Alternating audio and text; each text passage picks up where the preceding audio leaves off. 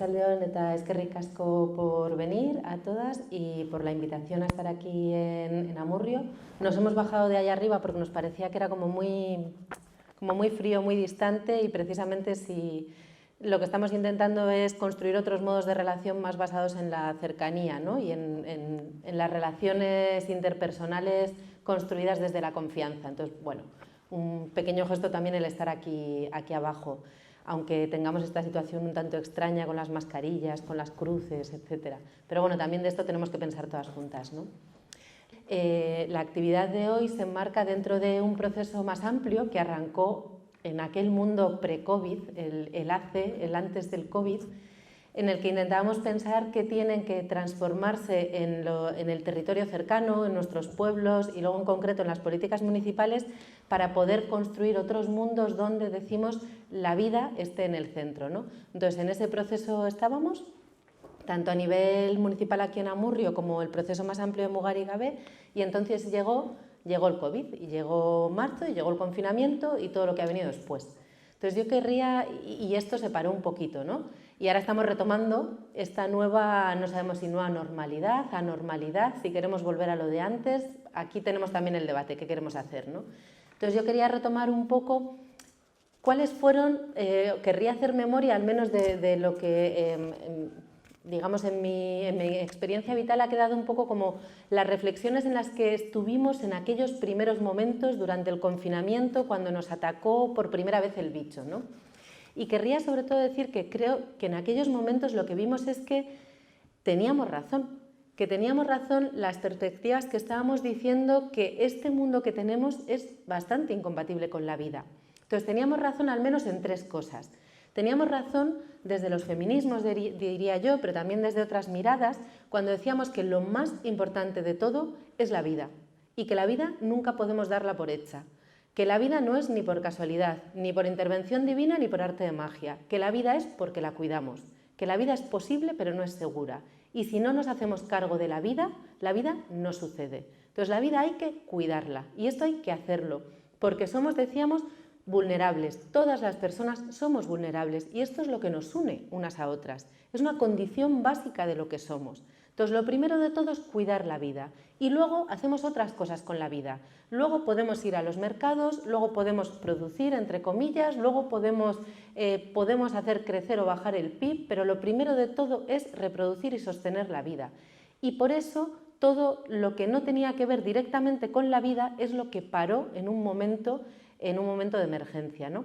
Entonces decíamos, lo primero de todo es cuidar la vida, y en ese sentido nuestra vida no depende de los mercados dependen de que haya vida. Entonces no hay actividad productiva si no hay primero vida. Entonces lo primero de todo es eso. La vulnerabilidad, por tanto, es el elemento básico de la existencia que tenemos que resolver. Y el segundo elemento que vimos en aquel momento es que la única manera de resolver la vulnerabilidad de la vida, de cuidar y sostener la vida día a día, la de todas las personas, es junto al resto. Entonces ahí vimos que la salud o era de todas y de todos, o era salud pública o no era, que yo no puedo cuidar mi salud si me olvido de la salud general, que yo no puedo cuidar mi salud si no hay una sanidad pública. Entonces lo que vimos claramente es que dependemos unas personas de otras. Y es lo que veníamos diciendo cuando insistíamos que aunque se nos venda un mundo de individualismo, de autosuficiencia, de mirar por ti, realmente solo somos junto al resto. Somos, decíamos, personas, somos interdependientes. Esto es otra condición básica de lo que somos. Y decíamos, somos interdependientes, dependemos unas personas de otras, pero también dependemos de un planeta vivo. Si el planeta no está vivo, no podemos vivir. Es tan básico como eso, porque somos, decíamos, ecodependientes.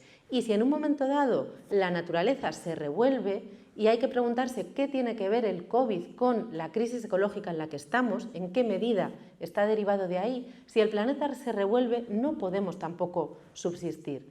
Entonces la vulnerabilidad y la necesidad de resolverla junto al resto en interdependencia y de vivir en un planeta vivo, la ecodependencia, se hicieron más evidentes que nunca. Y al mismo tiempo se hizo también evidente que carecíamos de estructuras colectivas fuertes para cuidar en colectivo la vida, que llevamos décadas años que llevamos un proyecto civilizatorio entero atacando el planeta y yendo más allá de los límites de la Tierra, y esto tiene que ver con la crisis ecológica en la que nos encontramos ahora.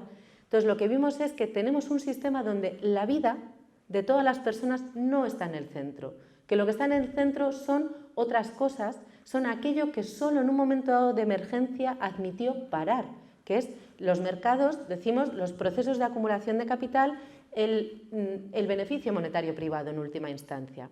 Entonces decimos, tenemos un sistema donde lo que está en el centro no son las necesidades de lo común, no son las necesidades de sostenimiento de la vida, sino que la vida la damos por hecho para con ella poner en marcha los procesos mercantiles. Y aquí tenemos un problema fundamental, porque en vez de estar, por decirlo de alguna manera, la economía al servicio de la vida, tenemos una vida al servicio de la economía. Y en última instancia estamos atacando la vida misma. Entonces decíamos, tenemos un sistema socioeconómico que es biocida, que no se encarga de resolver la vida, sino que está atacando la vida, que es tóxico. Y aquí nos preguntábamos, ¿por qué los trabajos más esenciales para la vida misma son los peor valorados? ¿Qué elemento totalmente distorsionado hay por ahí, cuando los trabajos más fundamentales para poder sobrevivir son los que peor pagamos, los que menos derechos tienen, los que se hacen en condiciones de mayor precariedad? Y abrimos la pregunta de cuáles eran los trabajos esenciales.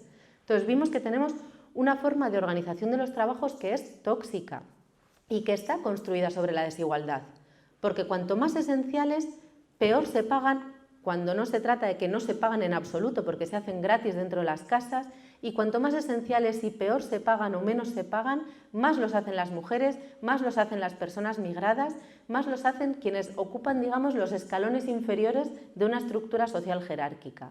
Entonces es un sistema, decíamos también, desigual, donde no todas las vidas tienen el mismo valor, y se ha visto cómo el valor de la vida de la gente mayor es menor que el valor de la vida del resto. Se ve como el valor de la vida de quien tiene sí o sí que ir a trabajar porque no se puede quedar confinado es como si su vida valiera menos que la del resto. Entonces hemos visto que tenemos un mundo donde no todas las vidas valen igual. Entonces un mundo construido, decimos, sobre la desigualdad.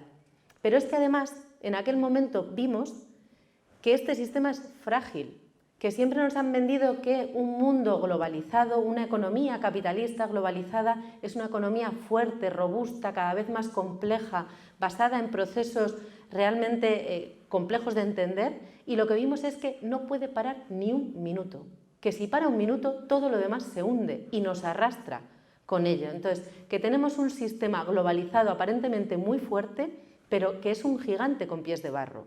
Entonces, cuando vimos todo esto, hubo un momento donde nos preguntábamos colectivamente qué tiene que cambiar para que esto no vuelva a suceder, qué tiene que cambiar para que todas las vidas de las personas importen por igual y sea la vida lo que esté en el centro. Y entonces empezamos a abrir preguntas como, ¿es que a lo mejor tenemos que publificar la sanidad privada? ¿O es que a lo mejor es un problema que las residencias de personas mayores estén en manos privadas y sean un nicho de negocio en vez de ser un instrumento para resolver un derecho? Nos preguntamos también cómo tendríamos que valorar entonces de manera más justa esos trabajos que son esenciales, que no son solo los médicos y médicas y las enfermeras, sino también el personal de limpieza y de comedores y de supermercados. Entonces nos empezamos a preguntar cómo tenemos que valorar estos trabajos, cuáles son los trabajos que de verdad nos importan, cómo debemos valorarlos. Abrimos también la pregunta de, pero bueno, y ahora que todo se ha delegado en las casas, que parece que en las casas todo se resuelve por arte de magia, ¿quién hace qué dentro de las casas? ¿Por qué durante el confinamiento eran los hombres los que iban a comprar el pan, cuando no suelen ser precisamente quienes van a comprar el pan? Entonces empezamos a preguntarnos, a atrevernos a preguntarnos quién hace qué en las casas. Y sin embargo, ¿qué ha pasado un tiempo después? Un tiempo después, las residencias siguen estando privatizadas, las trabajadoras de residencias siguen teniendo que pensar en huelgas porque las condiciones laborales no han cambiado, en las casas no ha cambiado el reparto de trabajos, sino que se aprueban medidas como el teletrabajo, que parece que con que una mujer esté en casa ya todo se vuelve a resolver por arte de magia. Se habla de que las residencias lo que tienen que hacer es que las personas mayores pasen cada vez más tiempo con sus familias. Entonces, nada cambia, sino que se vuelve a resolver con los mismos elementos que eran un problema con anterioridad. Dicho de alguna manera, hemos perdido, mi pregunta sería, yo querría plantear la pregunta, ¿hemos perdido esa esperanza de cambio? Hemos perdido el pensamiento y la esperanza de que las cosas necesitan ser distintas y pueden ser distintas. En un momento dado pareció que sí que creíamos que había posibilidad de hacer cambios de fondo. Estamos ahora perdiendo esa esperanza y el planteamiento, mi planteamiento fuerte sería: necesitamos recuperar la esperanza en que las cosas pueden ser distintas. Como hay quien dice, la confianza tiene que cambiar de bando. No tenemos que confiar en lo que ya conocemos y que nos ha llevado a una situación de crisis profunda sanitaria, de reproducción social, de cuidados ecológica, sino tenemos que confiar en algo distinto y nuevo que podamos construir colectivamente, ¿no? Y esto es eso que decimos de poner la vida en el centro. Entonces, poner la vida en el centro se está convirtiendo en una especie casi de eslogan que lo lanza mucha gente desde muchos sitios, pero que corre el riesgo profundo de ser un eslogan vacío. Una economía al servicio de la vida, poner la vida en el centro. Eso está muy bien, pero ¿de qué hablamos realmente? Porque en este sistema ya hay vidas que están en el centro. La cuestión es la de quiénes y a costa de qué. No todo el mundo vive mal a día de hoy. Hay gente que vive muy bien, pero hay gente que vive muy bien en base a grandes desigualdades socioeconómicas, en base a que estamos destruyendo la vida del planeta, en base a los trabajos invisibilizados y gratuitos que hacen tantas y tantas mujeres, en base a un sistema alimentario basado en mano de obra migrada sin derechos. Entonces, ¿cuál es la vida que está en el centro en este sistema? La pregunta, por tanto, de cómo poner la vida en el centro es la pregunta de cómo poner todas las vidas en el centro. Cómo conseguir un sistema y cómo conseguir una economía donde todas las vidas importen en su diversidad. Todas las vidas y la vida del planeta también. Y lo que decimos es que este eslogan de poner la vida en el centro lo tenemos que llenar de contenido, teniendo siempre en mente dos cosas que planteamos desde los feminismos. Primero, que toda propuesta que hagamos tiene que empezar desde la vida concreta y volver a la vida concreta. Con eso me refiero a que podemos pensar en grandes cuestiones que tienen que ver pues, con reformular desde la Unión Europea hasta la Ley de Estabilidad Presupuestaria, hasta las ordenanzas municipales. Pero todo eso que queramos reformular tiene que ser porque vaya a repercutir en mejoras concretas en la vida de la gente. Entonces, la vida concreta es el punto de inicio y de final de toda propuesta que hagamos. Y esto es fundamental, porque de la vida concreta podemos hablar todas las personas. Cuando los debates políticos, cuando los debates sobre qué es necesario cambiar se sitúan en un plano muy técnico, muy alejado, nos sentimos incapaces de aportar. Porque tenemos que ser muy listas, o tenemos que saber un montón, o tenemos que tener un montón de nombres y conceptos complejos en la cabeza para poder meternos en el debate. Pero cuando el debate es sobre el día a día, sobre nuestras vidas concretas, todas podemos aportar, porque todas somos expertas en eso, y más las mujeres, que son quienes tienen la responsabilidad de sostener y de quienes injustamente han sido históricamente las encargadas de resolver la vida en lo concreto. Entonces, cuando hablamos desde la concreción, desde el día a día, desde la cotidianeidad, ahí todas somos expertas y todas tenemos capacidad de meternos en el debate democrático sobre cuál es la sociedad que queremos y cómo podemos avanzar hacia esa otra sociedad que es muy distinta a la que tenemos hoy, digamos, o que tenemos que imaginar, que atrevernos a imaginar muy distinta a la que tenemos hoy.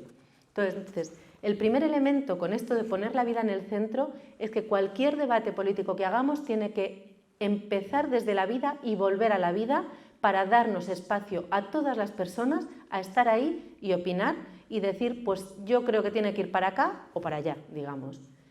Y el segundo elemento que también solemos insistir desde los feminismos cuando hablamos de poner la vida en el centro es lo que decía antes. No podemos hablar de la vida en general.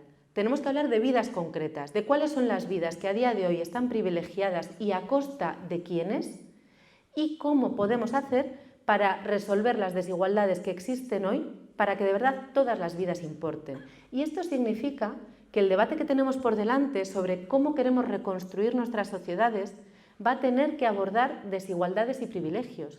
Entonces, no va a ser, digamos, igual de bueno o de bonito para todo el mundo. A veces se dice, por ejemplo, lo de gobernar para todas las personas. Gobernar para todas las personas no significa que nadie se sienta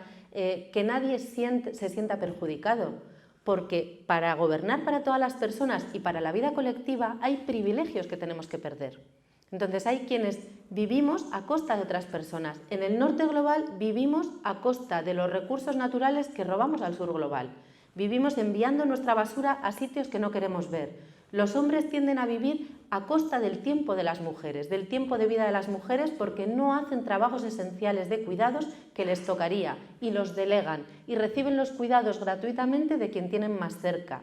Entonces, a día de hoy vivimos a costa de otras personas en distintas dimensiones de la vida. Por eso el debate sobre cómo cambiar esto tiene que atacar las desigualdades que nos cruzan. Y por eso puede haber cosas que no nos gusten, pero lo que tenemos es que confiar en que abordando las desigualdades y los privilegios que nos atraviesan y señalando los conflictos y diciendo que no puede ser, por ejemplo, que la alimentación sea un negocio, porque si la alimentación es un negocio, entonces tiene sentido producir alimentos y tirarlos al mar si van a bajar mucho los precios, aunque haya gente que pase hambre.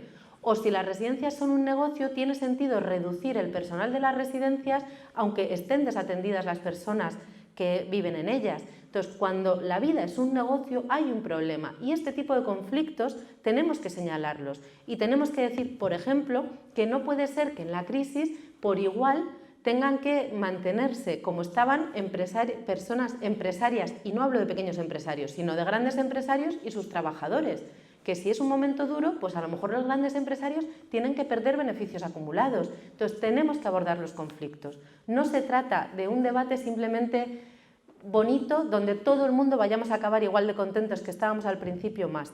Tenemos que abordar un debate que es difícil, que tenemos que abordar los conflictos, pero con la esperanza y con la confianza de que es posible un sistema, una economía, un mundo distinto, donde todas las vidas estén en el centro, donde la prioridad sea la vida colectiva dentro de un planeta vivo. Entonces, para caminar hacia esa otra economía distinta, donde la vida, en este sentido, las vidas concretas, las vidas desiguales, todas las vidas estén en el centro, necesitamos, solemos decir, políticas de transición. Es decir, tenemos que pensar en un mundo muy distinto al actual, pero para pensar en un mundo muy distinto al actual no tenemos que renunciar a todo lo que tenemos a día de hoy. Entonces necesitamos manejarnos con las cosas que ya tenemos hoy, con los servicios públicos, con un sistema fiscal, con las instituciones públicas que tenemos a día de hoy, pero para ir más allá de ello. Siempre hemos dicho que el estado del bienestar de los países del norte se ha basado en la división sexual del trabajo, se basa en que exista trabajo gratuito, no remunerado. Por ejemplo, el sistema sanitario siempre ha necesitado una cantidad ingente de trabajo gratuito de familiares, de trabajo en los hospitales mismos, de trabajo de cuidados de la salud en las casas. Entonces, el propio estado del bienestar no puede sobrevivir sin los trabajos no pagados de las mujeres. Los estados del bienestar del norte se basan en las desigualdades entre el norte y el sur. Los estados del bienestar se han basado también en el expolio de la naturaleza, se basan en un consumo de energía, en una generación de residuos. Entonces, nuestro horizonte no puede ser lo que ya conocíamos, tiene que ser algo distinto.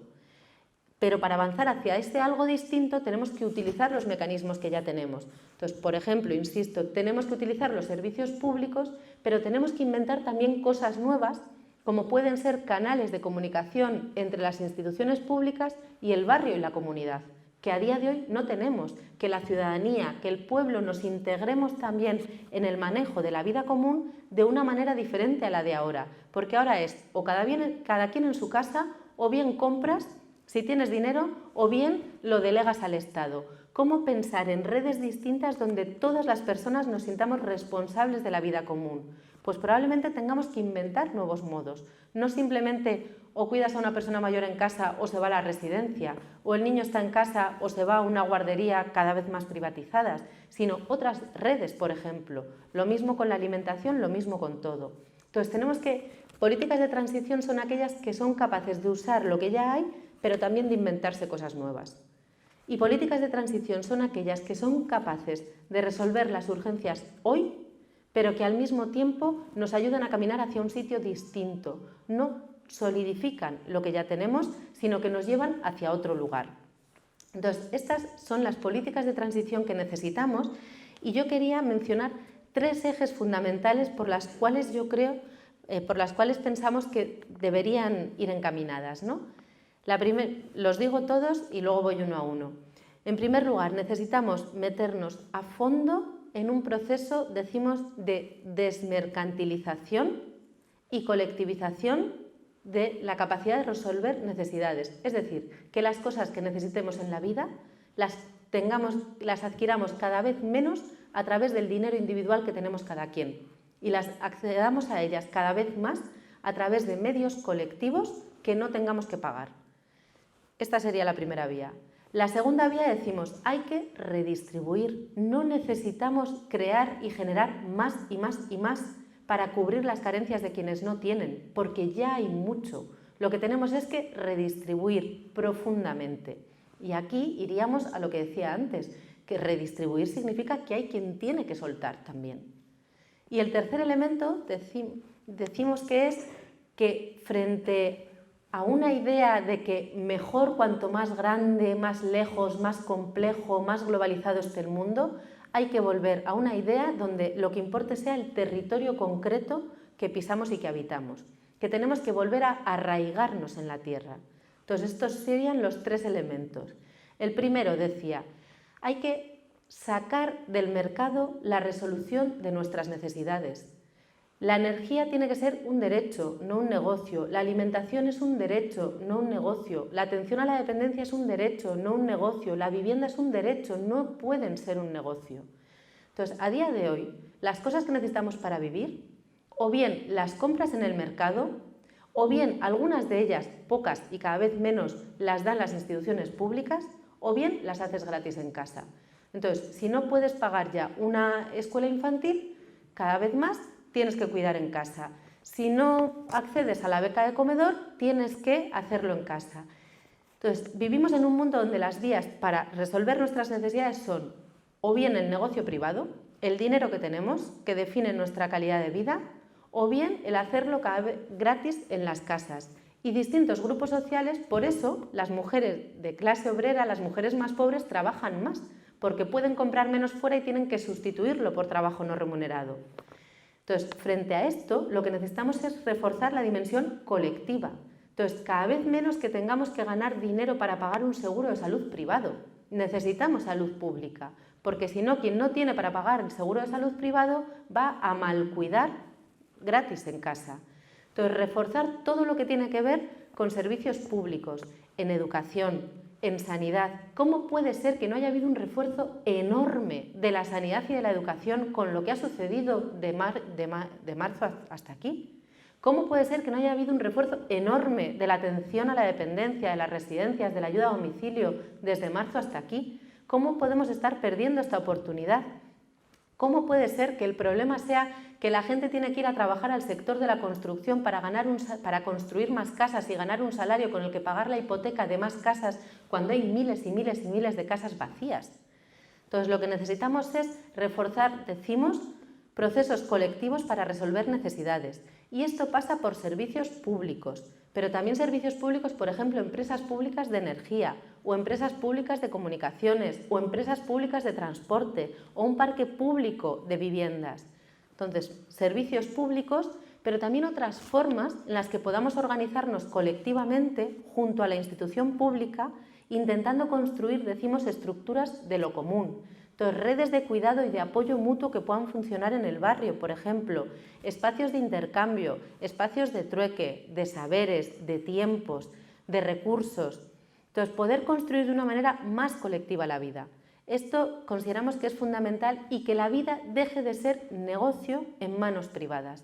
La vida no puede ser negocio en manos privadas. Por tanto, cada vez menos grandes empresas capitalistas y cada vez más empresas de economía social y solidaria, cada vez más instituciones públicas, cada vez más redes comunitarias y de apoyo colectivo. Este sería el primer elemento, desmercantilizar y colectivizar, decimos. Y el segundo, decía, es redistribuir lo que ya hay. Entonces necesitamos redistribuirlo todo, porque todo está muy mal distribuido. Necesitamos redistribuir la renta, el dinero mismo. Entonces hay quien tiene mucho y hay quienes no tienen nada. Entonces necesitamos una reforma fiscal, necesitamos un impuesto al patrimonio y a las grandes fortunas, Necesitamos gravar más a los capitales y menos al trabajo. Necesitamos que paguen las grandes empresas y no pequeños empresarios y pequeñas empresarias. Entonces necesitamos redistribuir renta, decimos. Pero eso significa también que podamos preguntarnos por las deudas de las instituciones públicas que estamos pagando entre toda la ciudadanía. ¿De dónde salen? ¿Quién ha decidido? ¿Ha habido alguien que se ha lucrado en esa deuda que ahora es de todas y de todos? ¿Hay una parte de la deuda que no queremos pagar porque consideramos que es ilegítima? Entonces, tenemos que meternos también en las cuentas públicas, en las deudas de las instituciones. Tenemos que generar procesos de auditoría ciudadana, de exigir cuentas. Pero no solo tenemos que redistribuir renta, sino que tenemos que abrirnos la pregunta de a qué estamos llamando riqueza. Porque no puede ser que riqueza sea el dinero capitalista. Riqueza es lo que nos permite vivir. Entonces, riqueza es la vivienda, es riqueza, la tierra es riqueza. Entonces, necesitamos redistribuir las cosas que de verdad nos permiten vivir. Necesitamos redistribuir el suelo, necesitamos redistribuir, insisto, la vivienda, los espacios colectivos, las tierras también. Tenemos que recalificar las tierras para que las tierras no sean un elemento más de especulación, sino para que la tierra esté al servicio de la vida misma, por ejemplo, dedicada al cultivo y a la alimentación de las cosas que consumimos, porque no puede ser que a día de hoy la mayor parte de lo que comemos venga de la otra punta del planeta, teniendo tierras alrededor. Como nos dicen desde el ecologismo, hemos ido ya más allá de los límites del planeta. Hemos consumido materia, hemos consumido energía y hemos llenado el mundo de basura hasta un punto donde estamos ya viviendo, dicen, de las generaciones futuras. Estamos robándoles el trozo de mundo que les toca a las generaciones futuras. Estamos llenando el mundo de una basura que no vamos a sufrir nosotras solos, sino que la van a seguir sufriendo nuestra basura durante años y años. Y estamos viendo también a costa de otras partes del planeta. Porque cuando Zaldívar es un problema, ¿dónde se va a mandar ahora la basura industrial? ¿Dónde mandamos toda la basura que generamos cotidianamente? ¿De dónde sale la energía que usamos? Sale cada vez menos del petróleo, pero más de grandes parques eólicos que están en México, en tierras de las cuales han expulsado a pueblos indígenas para poner los grandes molinos que tienen las grandes empresas españolas. Entonces, estamos viviendo a costa del trozo de planeta que les corresponde a otros lugares del mundo. Por eso tenemos que reducir el trozo de planeta que nos comemos cada quien cada día. Tenemos que reducir la energía que usamos, los materiales que usamos, la basura que generamos. Entonces, tenemos que redistribuir también en ese sentido de reducir, insisto, nuestra depredación del medio ambiente día a día. Entonces, hay que redistribuir riqueza, hay que redistribuir trocito de planeta, hay que redistribuir trabajos. Entonces, no puede ser que nos estemos peleando por los empleos. Tenemos que hacer una apuesta fuerte por reducir la jornada laboral y que lo que se redistribuyan sean las rentas. Entonces, tenemos que pelear por reducir la jornada laboral, pero asegurando salarios suficientes para tener una vida digna, sin perder, por decirlo de alguna manera, masa salarial en su conjunto. Pero sí que tenemos que preguntarnos por las desigualdades salariales. ¿Qué desigualdades salariales nos parece que son aceptables? ¿Que una persona gane 10 veces más que otra es aceptable? ¿Hay de verdad trabajos que valen 10 veces más que otros? Entonces, ¿cuáles son las desigualdades salariales que vamos a aceptar colectivamente? ¿A qué vamos a llamar salario mínimo? Porque consideramos que es lo mínimo digno para poder vivir. ¿Tenemos que pensar en salarios máximos también? Estas son preguntas que tenemos que hacernos. Y para redistribuir el trabajo de mercado, nuestra propuesta es mirarlo a través de la óptica del trabajo de fuera del mercado. Es decir, no se trata de dedicar X horas al empleo y luego ver cuánto tiempo nos queda para el resto de la vida, para los cuidados, para el trabajo doméstico.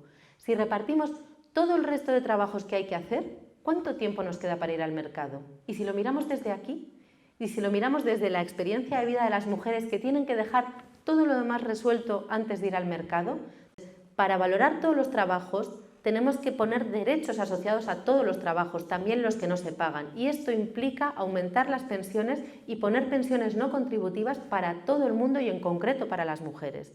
Entonces hay que redistribuir derechos, redistribuir pensiones, hay que redistribuir derechos a las personas migradas.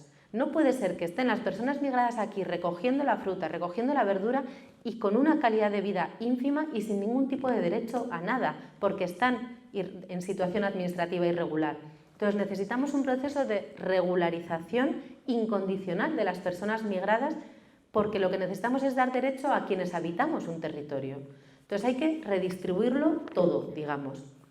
Y el tercer elemento que os decía, además de hacer más colectiva la vida y menos dependiente del dinero, además de redistribuirlo todo, el tercer elemento grande por el que apostamos es por pasar de ese delirio donde cuanto más lejos, más grande y más complejo sea todo, es más desarrollado, justo a lo contrario. Necesitamos un sistema que esté más cerca de nuestros territorios, más cerca de nuestras vidas. Necesitamos acortar los circuitos económicos, necesitamos relocalizarlos, simplificarlos.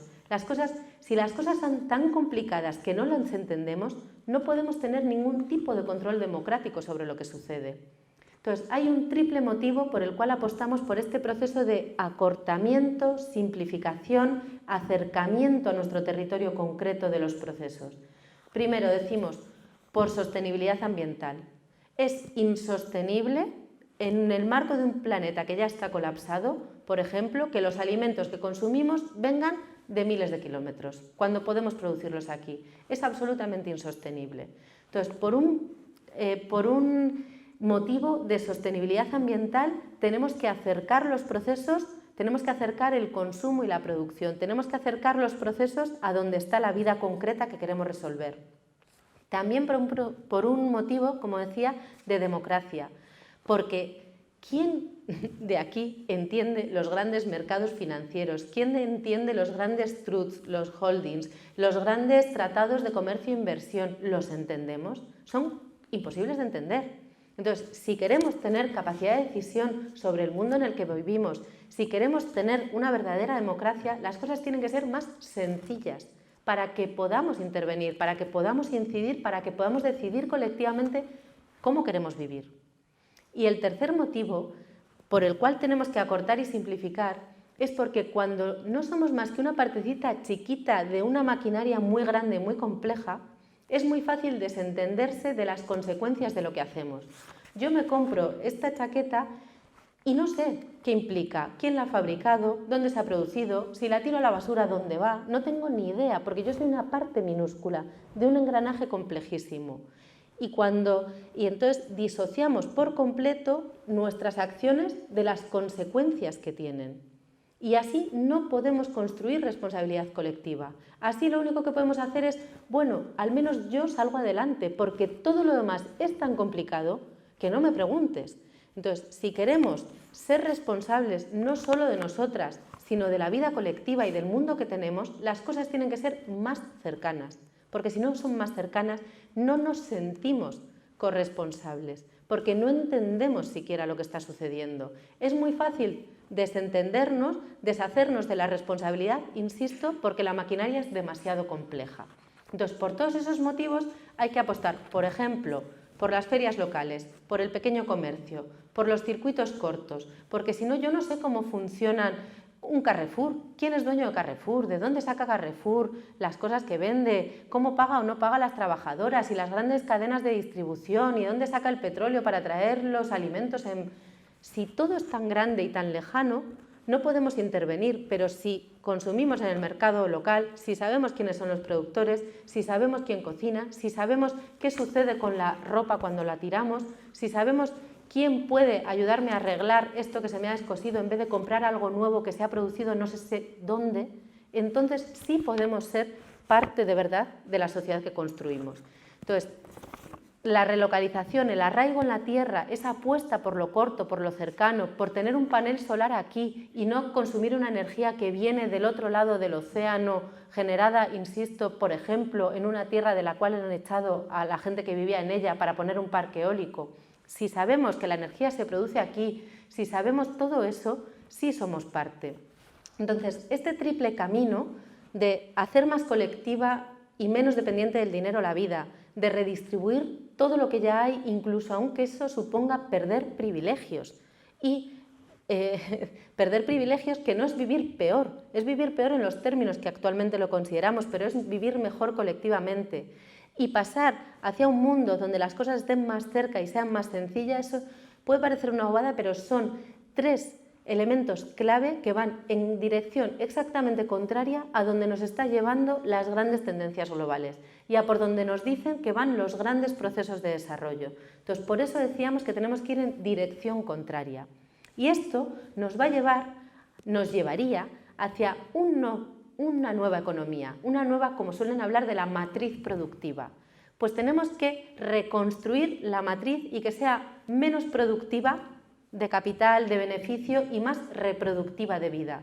Entonces hay sectores que tienen que aumentar, hay que contratar a más gente, hay que construir más estructuras colectivas para llevarlos a cabo. El sector de sanidad, de educación, de atención a la dependencia, el sector, por ejemplo, de atención a a mujeres víctimas de violencia. Hay un montón de sectores que tienen que ampliarse. El alimentario, que ha perdido tantísimo papel en nuestras sociedades supuestamente desarrolladas. El sector alimentario no puede ser una partecita pequeñita de nuestra economía, tiene que ser un elemento central, porque alimentarnos es lo básico. Hay otros sectores que tendrán que perder. El sector de la construcción, no tiene ningún sentido seguir construyendo y construyendo y construyendo. El sector del turismo, probablemente, porque es insostenible globalmente. Entonces hay sectores que tendrán que perder. Y hay sectores que tendrán que cambiar la manera en la que operan. Por ejemplo, el sector energético. Además de consumir menos energía, es que tenemos que generar y distribuir la energía de una manera totalmente distinta. O el sector del transporte. No es que no nos movamos, es que nos tenemos que mover distinto. Entonces, claro que nuestro tejido socioeconómico tiene que cambiar. No podemos pretender seguir como estamos hasta ahora, porque como estamos hasta ahora es destructivo de la vida colectiva. Entonces, hay que cambiar eso que dice en la matriz productiva, hay que cambiar la forma en la que organizamos los trabajos, la forma en que los distribuimos y los valoramos. Hay que empezar a valorar los trabajos en función de su aporte a la vida y no de su aporte al negocio, porque además, en general, cuanto más aportan al negocio privado, menos aportan a la vida colectiva. Entonces hay que reorganizar los trabajos, hay que construir nuevas formas de trabajo. No puede ser que las alternativas hoy sean buscar un empleo, sea lo que sea, al margen de lo que generes, simplemente porque necesitas dinero para vivir. Pero si el trabajo es vida, ¿cómo puede ser que esté totalmente disociado de su sentido colectivo, donde buscas cualquier cosa que tengas que hacer porque te genera un dinero imprescindible para vivir? Entonces habrá que organizar otras formas de trabajo donde hagamos cosas que sí que sean útiles y significativas socialmente. Y la contracara a día de hoy de ese empleo que hacemos porque somos esclavas del salario es los cuidados inmolados y sacrificados que hacemos las mujeres en las casas, donde muchas veces cuidas a costa de descuidarte tú. Cuidas la vida del resto a costa de poner incluso en riesgo tu propia vida, tu descanso, tu tiempo libre, tu salud mental. Entonces, eso tampoco son los trabajos que queremos. Queremos otra forma de cuidar y de cuidarnos. Entonces, tenemos que reconstruir por completo los trabajos que tenemos a día de hoy. Y por último, decimos que tenemos que reconstruir también cuál es nuestra propia idea de a qué llamamos vivir bien. No podemos seguir llamando vivir bien a un consumo sin freno o vivir bien a vivir comiéndonos el trozo de planeta que les corresponde a las generaciones futuras o a otros pueblos del mundo. Vivir bien utilizando el tiempo de vida gratuito o mal pagado de otra persona. Entonces tenemos que preguntarnos colectivamente qué es vivir bien, qué es vivir bien juntas. No es que cada quien nos sentemos en el sofá en nuestra casa y digamos ¿qué es para mí la felicidad? No, es que nos preguntemos colectivamente qué es un Amurrio que vive bien y que intentemos estructurar y organizar nuestro pueblo en base a eso que colectivamente definamos como un Amurrio de bien vivir. Entonces, estas son como las 3 grandes transformaciones que necesitamos. Reconstruir la matriz productiva con sectores que aumentan y que disminuyen. También quitar el peso a las grandes empresas, más peso de la economía social y solidaria, más peso de las pequeñas empresas que no funcionen con una lógica de la acumulación, sino con una lógica de ser parte de un tejido colectivo.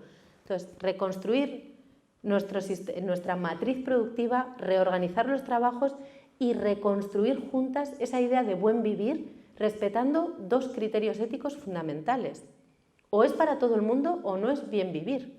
No puede ser que mi buen vivir sea a costa del buen vivir del resto. Si es a costa de otros, no es buen vivir. Y, por ejemplo, aquí nos tenemos que preguntar por el empleo de hogar. Si yo vivo mejor porque llego a casa y está todo hecho, pero eso significa que hay una mujer que viene y hace lo de mi casa y lo de la suya, ¿eso es buen vivir? Entonces, ese tipo de preguntas nos las tenemos que hacer. El buen vivir o es para todo el mundo o no es, y al mismo tiempo o respeta nuestras diversidades o tampoco es, porque las personas no somos calcos unas de otras. Tenemos realidades distintas. Entonces hay diversidad sexual, diversidad de género, diversidad religiosa, diversidad cultural. Entonces tenemos que respetar también las diversidades múltiples, ¿no? Entonces estos son como los cambios fundamentales que tenemos que tener en perspectiva, pero la idea fuerte es que necesitamos recuperar la confianza en que las cosas pueden cambiar y necesitan cambiar. Necesitamos recuperar la esperanza en que si estamos en un momento crítico, y lo estamos en muchos sentidos, lo estamos porque hay un colapso ecológico y ahora es el COVID, pero no sabemos y es el cambio climático y no sabemos qué más cosas va a ser. Estamos en una crisis socioeconómica profunda, donde cada vez más personas viven en la precariedad, cuando no en la exclusión, donde cada vez es más difícil salir adelante por nosotras solas, donde cada vez es más obvio que nos necesitamos colectivamente, que esta crisis no es de Amurrio, no es de Euskadi, no es del Estado español, que esta crisis es global, es de todo un proyecto civilizatorio que hemos puesto en marcha.